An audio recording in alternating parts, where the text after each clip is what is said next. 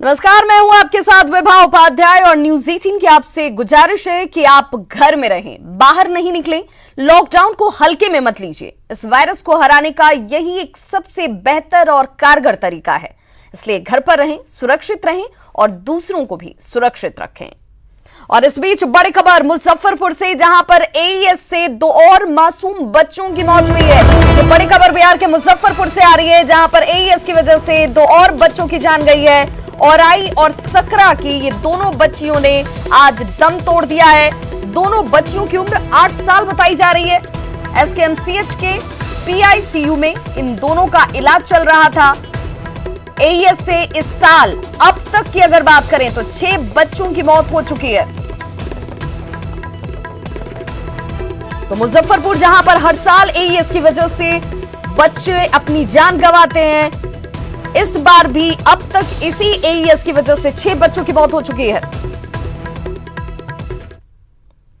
बिहार में क्वारंटीन सेंटरों को लेकर सियासत जोरों पर है। क्वारंटीन सेंटरों में बदहाली को लेकर आए दिन विपक्ष सरकार पर हमले कर रहा है और मामला कोर्ट तक पहुंच चुका है, जबकि सरकारी महकमा क्वारंटीन सेंटर में हर जरूरी सुविधाएं देने का दावा कर रहा है।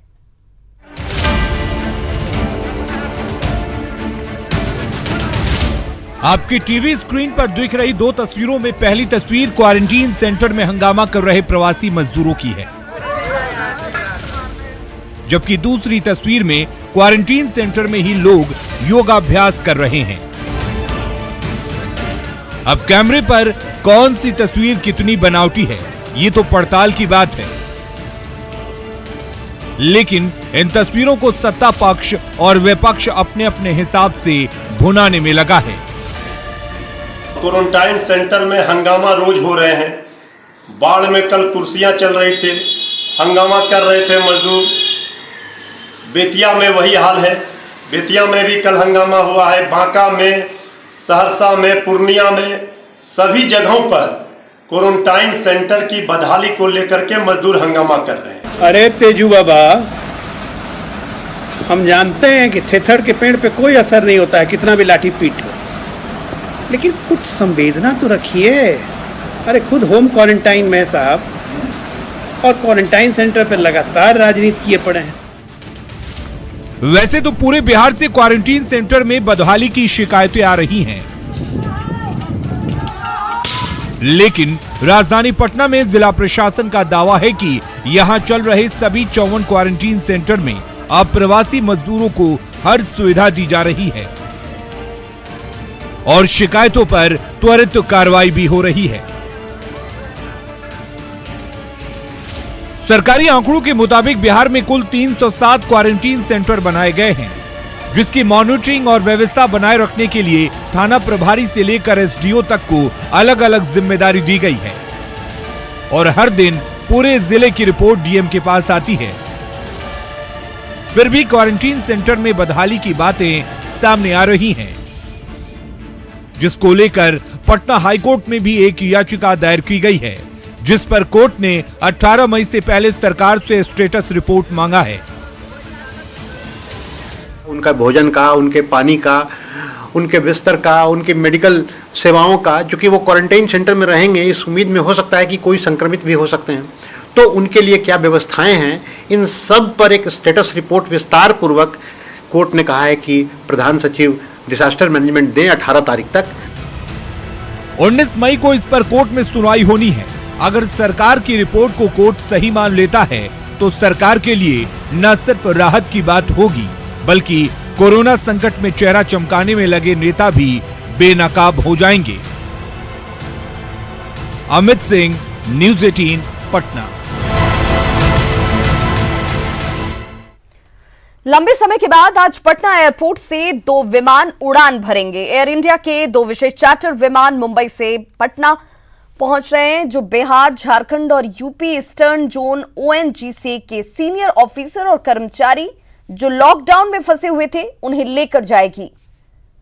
हमारे संवाददाता संजय कुमार ने एयरपोर्ट का जायजा लिया और ओएनजीसी के अधिकारियों से बात की।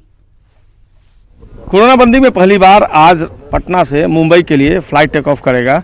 2 चार्टर्ड विमान एयर इंडिया के आज आएंगे और यहीं से मुंबई के लिए टेक ऑफ करेंगे।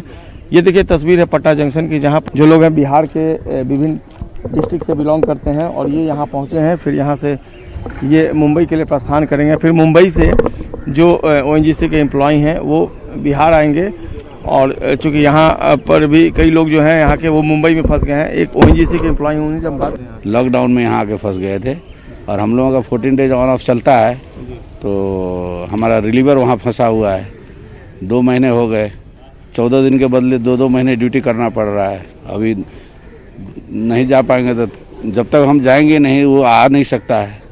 ये सारे जितने हमारे 109 स्टाफ्स हैं इंक्लूडिंग ऑफिसर्स और कुछ स्टाफ भी हैं सारे लोग, तो ये लोग पटना और बिहार, झारखंड और ईस्टर्न यूपी के सारे ऑफिसर्स हैं। तो ONGC चूँकि अभी ग्लोबल पैंडेमिक चल रहा है तो फ़्लाइट्स जो है हमारी ऑफ हैं, तो इसकी वजह से ONGC ने चूँकि वहाँ इंस्टॉलेशन पे ऑलरेडी जो है रिक्स और इंस्टॉलेशन पे लास्ट 60 डेज से हमारे ऑफिसर्स और स्टाफ काम कर रहे हैं और बहुत सारे लोग जो पटना और बिहार जो ईस्टर्न यूपी और जो झारखंड से हैं। इस कदर यहाँ से आज एक फ़्लाइट अभी और एक फ़्लाइट शाम में, यानी 2 फ्लाइट आज पटना आनी है और यहीं से ONGC के जो एम्प्लॉय हैं वो फिर अपने ड्यूटी ज्वाइन करेंगे और फिर जो मुंबई से आएंगे वो घर को जाएंगे। तो निश्चित तौर पर एक लंबे अरसे के बाद जो पटना एयरपोर्ट पर जो खामोशी फैली हुई थी, जो सन्नाटा पसरा हुआ था, वो आज टूटता नजर आ रहा है और चहल पहल बढ़ गई है। अब एयरपोर्ट भी गुलजार होने लगा है रेलवे स्टेशन की तरह और अब उम्मीद यही जताई जा रही है कि आने वाले दिनों में एयरपोर्ट की तस्वीर और उसका शक्ल भी कुछ ऐसा ही होगा, जब फिर से सारे पैसेंजर्स आने लगेंगे और एयरपोर्ट पर पहले का माहौल बन जाएगा। कैमरा पर्सन अजय दुबे के साथ संजय कुमार, न्यूज़ 18 पटना।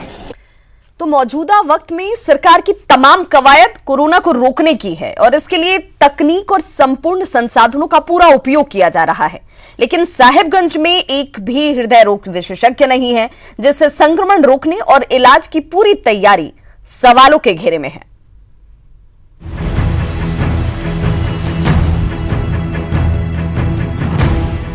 स्वास्थ्य कर्मी पूरी मुस्तैदी से ड्यूटी पर तैनात, लोगों का थर्मल स्क्रीनिंग भी जारी और रोबोटिक ट्रॉली से दवा पानी पहुंचाने का भी इंतजाम। लेकिन क्या साहिबगंज में कोरोना से जंग के लिए इतनी तैयारी काफी है? महामारी से लड़ने में सबसे ज्यादा जरूरी डॉक्टरों की है और साहिबगंज में 116 डॉक्टरों की जगह सिर्फ 45 डॉक्टर हैं,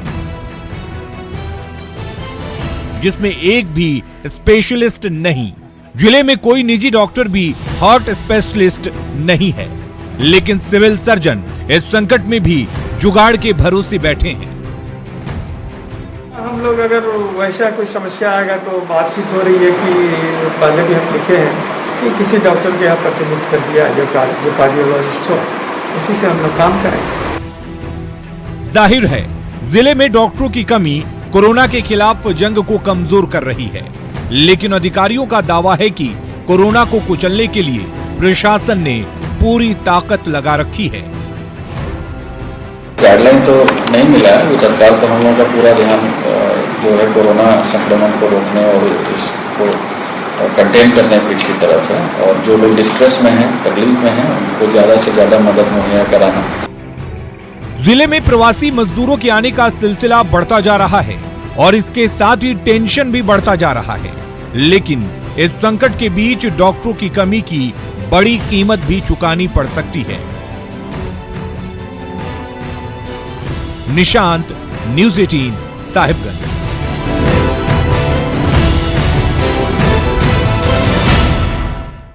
तो वहीं कोरोना काल में मजदूरों की परेशानी दूर करने के लिए मनरेगा योजना के तहत उन्हें काम दिया जा रहा है। अब मजदूरों को उनके गांव और टोले में ही रोजगार मिल रहे हैं। लॉकडाउन के कारण रोजगार नहीं मिलने की स्थिति में मनरेगा योजना है, उनसे जुड़े मजदूरों के लिए काफी सहायता साबित हो रही है और बिहार के कई जिलों में मजदूरों को मनरेगा के साथ साथ जल जीवन हरियाली योजना के तहत रोजगार मुहैया कराई जा रही है। बेजान अस्तित्व को जान मिली, अधरों पर हंसी मुस्कान मिली। मनरेगा योजना मजदूरों को कैसा अद्भुत वरदान मिला। जी हां, मनरेगा कार्य में लगे मजदूरों की यह तस्वीर जमुई जिले की है। जहां सोशल डिस्टेंसिंग का पालन करते हुए ये मजदूर तालाब खुदाई के काम में लगे हैं। बेरोजगार बैठे मजदूरों के सामने भुखमरी की स्थिति उत्पन्न हो गई थी। ऐसे में मनरेगा के तहत काम मिलना एक वरदान साबित हो रहा है। सरकार का जो दिशा निर्देश है, जल संरक्षण की योजना, जल छाजन की योजना और शोक पीट, ये सबको हम लोग प्राथमिकता दे रहे हैं, जो अधिक से अधिक लोगों को रोजगार मिल सके। जहानाबाद में अभी तक 20,000 मजदूरों को काम मिल गया है। साथ ही स्किल्ड मजदूरों के लिए भी प्रशासन मुकम्मल व्यवस्था करने में जुटी है। मनरेगा मजदूर सरकार से मजदूरी बढ़ाने की मांग कर रहे हैं। चाहते हैं कि गवर्नमेंट जो मजदूरी दे रही है भारत सरकार, वो कम से कम 400 रुपया मिलना चाहिए मजदूरों को, तब जाकर के कुछ उसकी आर्थिक स्थिति सुधरे। 15,000 लोगों को मनरेगा में हम लोगों ने किया है। इसके अलावा जो कंस्ट्रक्शन का काम जहां चल रहा है, उसमें स्थानीय मजदूरों को हम लोगों ने प्राथमिकता के आधार पर रखवाया। ये तस्वीर है लखीसराय जिले के लाखोचक पंचायत की, जहां नहर खुदाई का काम चल रहा है, जिसमें सैकड़ों मजदूर काम कर रहे हैं। इन मजदूरों में काफी संख्या में प्रवासी मजदूर भी हैं, जो अपने पंचायत में काम मिलने से खुश हैं और दोबारा शहर नहीं जाने की बात कर रहे हैं। हम लोग यहाँ पर खुश हैं। बाहर से हमको बहुत अच्छा यहीं पे है। अब प्रदेश नहीं जाना, हम अब यहीं काम करेंगे, हमको बहुत अच्छा लग रहा है। वहीं शेखपुरा के जयरामपुर थाना क्षेत्र के काशी बिघा के एक किसान ने बड़े पैमाने पर जैविक पपीता की खेती के लिए कई प्रवासी मजदूरों को काम दिया।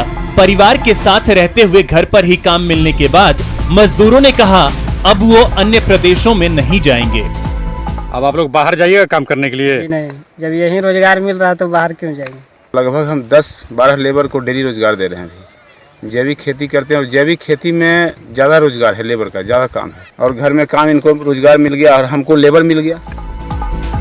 इतना तो साफ है कि सरकार की योजनाएं कृषि कार्य के साथ साथ अन्य व्यवसाय सुचारू रूप से क्रियान्वित किए जाएं, तो बिहार के बदहाल मजदूरों के पलायन को रोका जा सकता है। इस मसले पर बिहार सरकार को गंभीरता से सोचने की जरूरत है। Bureau report, news 18। बिहार के मैनचेस्टर के नाम से प्रसिद्ध गया के पटवा टोली में इन दिनों पीएम मोदी के अभियान को आगे बढ़ाने के लिए गमछा और मास्क बनाने का काम शुरू हुआ है, जिससे बुनकरों और मजदूरों की जिंदगी एक बार फिर से पटरी पर लौटने लगी है। लगभग 1.5 महीने बाद एक बार फिर मानपुर के पटवा टोली में पावरलूम और हैंडलूम मशीन के खटखट की आवाज गूंजने लगी है। कोरोना बंदी में बेरोजगार हुए मजदूरों को काम मिल गया है। बिहार सरकार के उद्योग विभाग ने यहां गमछा और मास्क बनाने का ऑर्डर दिया है। मालिक के यहाँ से 200-500 रुपया हफ्ता में मिलता था। एक आध बार मैंने चावल भी मिला, तो उससे क्या होना जाना है। तो अब जा कर के कुछ मेनू चालू हुआ है तो 2 पैसा होने लगा है। लॉकडाउन में बंद ही है तो कुछ करने के लिए तो कुछ करना ही है, तो ये सरकार जो कर रही है बहुत अच्छे के लिए कर रही है। जिला प्रशासन के आदेश पर गमछा के साथ ही मास्क का कपड़ा तैयार किया जा रहा है। जीविका समूह और अन्य महिलाओं के जरिए यहाँ मास्क तैयार किया जा रहा है। यहाँ के बने कपड़ों को बिहार के साथ ही बंगाल समेत अन्य राज्यों में भी भेजा जाता है। अभी देश भर का पावरलूम बंद है, इसलिए यहाँ बनाए जा रहे गमछों की डिमांड अन्य राज्यों से भी हो रही है, जिसको लेकर यहाँ पावरलूम मालिक गमछा को बाहर भेजने के लिए कई अन्य तरह की सुविधाओं की मांग सरकार से कर रहे हैं। गमछा का डिमांड यहाँ बन रहा है, अन्य कई राज्यों से फोन आ रहा है, लेकिन सारे ट्रांसपोर्ट नहीं खुल पाए हैं, गाड़ी का आवागमन सही है नहीं। मानपुर पटवा टोली में पावरलूम के चालू होने से स्थानीय विधायक सह कृषि मंत्री ने भी खुशी जताई है। मंत्री जी की माने तो इससे लोगों को रोजगार तो मिलने ही लगा है, साथ ही इससे प्रधानमंत्री के गमछा अभियान को भी बल मिल रहा है। गमछा निर्माण करने की शुरुआत हो गई है, ताकि मास्क की जरूरतों को गमछा के माध्यम से पूरा किया जाएगा। अभी करीब 25% मजदूरों को काम मिल रहा है और उम्मीद है कि आने वाले समय में मानपुर पटवा टोली में पहले की तरह ही 40 से 50 हजार मजदूरों को फिर से काम मिलने लगेगा। सहयोगी विपिन के साथ अरुण चौरसिया, न्यूज़ 18 गया। और कोरोना बंदी के बीच पलामू में नक्सलियों का तांडव जारी है। एक सप्ताह में नक्सलियों ने 2 अगलग्गी की घटना को अंजाम दिया है। कल देर रात पांकी थाना क्षेत्र में सड़क निर्माण कार्य में लगे जेसीबी मशीन और टीपीसी नक्सली संगठन ने इसे आग के हवाले किया। वहीं मौके से कई नक्सली पोस्टर भी जब्त किए गए। तस्वीरें आपके सामने दो। कल देर रात की यह घटना, जब एक सप्ताह में पलामू में इस दूसरी घटना को अंजाम दिया गया नक्सलियों की तरफ से, और नक्सली पोस्टर की भी जब्ती यहां से की गई है। ये दरअसल मामला लेवी की मांग से जुड़ा हुआ है और मामले की जानकारी पर पुलिस मौके पर पहुंची और जांच की शुरुआत कर दी। आपको बता दें कि कुछ दिन पहले छतरपुर में नक्सलियों ने क्रशर प्लांट पर धावा बोलकर 13 वाहनों को आग के हवाले कर दिया था।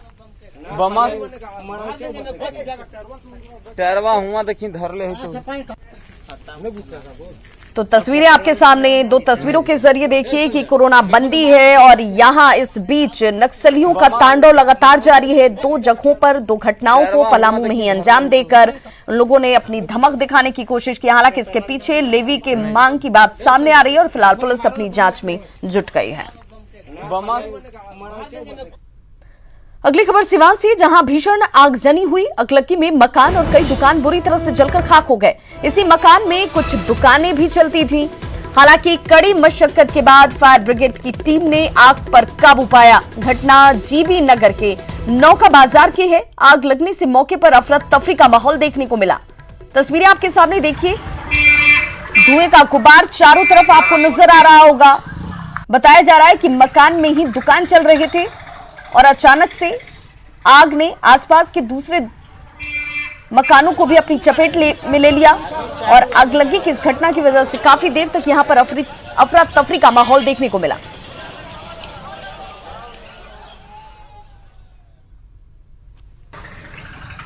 सहयोगी मृत्युंजय हमारे साथ इस वक्त फोन लाइन पर जुड़ गए सिवान से। मृत्युंजय, इस आगलगी के पीछे की वजह साफ हो पाई है क्या? जी देखिए, पूरा मामला जीबी नगर तरवाड़ा थाना क्षेत्र के नौका बाजार की है, जहां पे एक मकान है, उसमें बहुत सारे दुकानें हैं और बताया जा रहा है कि आग शॉर्ट सर्किट के वजह से लगा हुआ है। फिलहाल वहां अफरा तफरी का माहौल बना हुआ है। अग्निशमन विभाग के कर्मी जो स्थानीय लोग हैं, आग पर काबू पाने का प्रयास किया जा रहा है, लेकिन जिस तरह से आग लगा है, आग काफी भयावह रूप लेती जा रही है। आग के लपटे निकल रहे हैं, वहाँ अफरा तफरी का माहौल हुआ है। जी, ये पूरा इलाका क्या रिहायशी है? चूंकि अगर आग अभी तक बुझी नहीं है तो ऐसे में दूसरे मकानों तक ये न फैले, इसकी कोशिश की जा रही है। देखिए, ये बाजार है तो अगल बगल दुकानें हैं, लेकिन अभी एक ही मकान में आग लगी हुई है। आग बुझाने का प्रयास किया जा रहा है। फिलहाल अग्निशमन विभाग के कर्मी और स्थानीय लोग जुटे हुए हैं। कितनी गाड़ियों को यहाँ पर इस काम में लगाया गया है? ये 2 गाड़ी यहाँ पे अग्निशमन विभाग कर्मी, 2 दमकल की गाड़ी आई है और आग बुझाने का प्रयास किया जा रहा है। अगल बगल के मकान में थोड़ी डिस्टेंस है, इसलिए एक ही मकान में भी आग लगा हुआ है, लेकिन आग भयावह रूप ले रखी है। चलिए, बहुत बहुत शुक्रिया मृत्युंजय इस तमाम जानकारी के लिए। कोरोना से बचना है तो बस एक ही मूल मंत्र है, साफ सफाई और सावधानी। हर कोई अपने अपने तरीके से एहतियात भी बरत रहा है, लेकिन पटना में एक ऐसा घर है जिसमें कोरोना से बचाव के तमाम इंतजामात हैं। यकीन मानिए, अगर वैसा इंतजाम तमाम घरों में कर लिया जाए तो भारत से कोरोना बिना किसी इलाज के छू मंतर हो जाएगा। आप भी देखिए घर में क्या क्या है खास इंतजाम।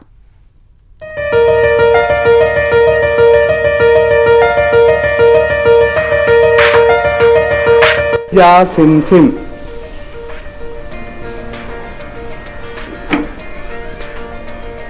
अंदर से कोई नहीं खोलना है, ये बस इसको आप बोलेंगे। आपको डोर खोलने के लिए भी टच करने की जरूरत नहीं है।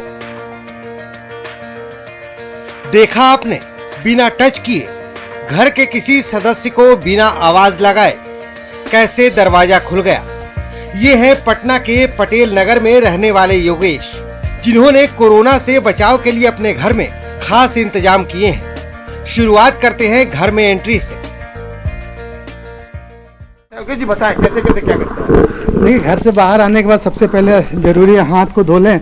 यहाँ पे लिक्विड सोप भी है, आप हाथ और पैर धो सकते हैं बिना हाथ को टच किए हुए। आप देखिए, पैडल के थ्रू ये पानी आ रहा है। बाहर से अगर आप साग सब्जी लाते हैं तो उसे अच्छी तरह धोने के लिए योगेश ने ये खास मशीन बनाया है। ऐसे बंद करने के बाद इसको क्लॉकवाइज और एंटी क्लॉकवाइज आप टर्न कर दीजिए। हाँ, कितने देर तक करना है? और 2-4 10-15 बार इसको तेजी से ऐसे कर दीजिए। साग सब्जी ही नहीं, ग्रोसरी आइटम भी अगर आप बाहर से लाते हैं तो उसके सैनिटाइजेशन की पूरी व्यवस्था है। तो इसमें आप देखेंगे कि यूवी लाइट लगा हुआ है, ट्यूब है, और लेकिन इसको इस तरीके से डिजाइन किया गया है कि ये जब तक इसको आप बंद नहीं करेंगे ऑन नहीं होगा। ये इसलिए इस तरीके से क्या बोलते हैं इस बॉक्स को? ये यहाँ पे है इसका यूवी सैनिटाइजर बॉक्स है, अल्ट्रावायलेट। आप मार्केट से सामान लाए, आप इस बॉक्स में रखते हैं? हाँ, वो थोड़ी देर के बाद सैनिटाइज हो जाएगा, उसके बाद अपने आप हो जाएगा, खुद हो जाएगा। ये देखिए यहाँ पे यूवी लाइट जल गया, आपको लाइट दिख रहा है। अब जरा देखिए योगेश ने बॉडी सैनिटाइजेशन के लिए क्या कुछ इंतजाम किया है। आप देखेंगे कि ये देखिए पूरी तरीके से सैनिटाइज हो गया। ये अपने आप यहाँ वाकई हर कुछ मौजूदा हालात के हिसाब से गढ़ा गया है। सबसे इंटरेस्टिंग है घर में एंट्री। ये छोटा सा कुछ है, ये आपका हाथ जो है सैनिटाइजर। हाँ, सैनिटाइजर से फिर इसके बाद हाँ नहीं, अभी ये पूरा प्रोसेस है। ये यहाँ पे आपका बॉडी का टेम्परेचर ऐसे चेक किया जाएगा। ये अगर आपका बॉडी टेम्परेचर नॉर्मल है तो यहाँ दिखा रहा है बॉडी टेम्परेचर, तो आपको एंट्री मिलेगी। और अगर आपका बॉडी टेम्परेचर ज़्यादा है एक सर्टेन रेंज से, तो यहाँ पे उसको अलार्म दे देगा साउंड से और लाइट से, और यहाँ पे लिखा हुआ भी आ जाएगा डिस्प्ले में, आपका घर में एंट्री बंद हो जाएगा। इस जगह पे आने के बाद आप देखिए कॉल बेल खुद बज गया, लाइट खुद जल गया, मैंने कहीं टच नहीं किया है। फिर आप बोलेंगे खुल जा सिम सिम, ये लाइट जल गया खुद से। हाँ, आप हाँ, यानी कि कहीं भी स्विचेज वगैरह टच करने की जरूरत नहीं है। या सिम सिम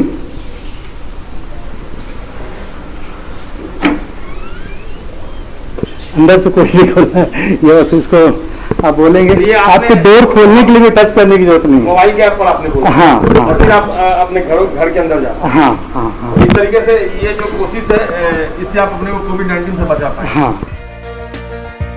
जाहिर है खुद को और परिवार को कोरोना से बचाना है तो एहतियात जरूरी है।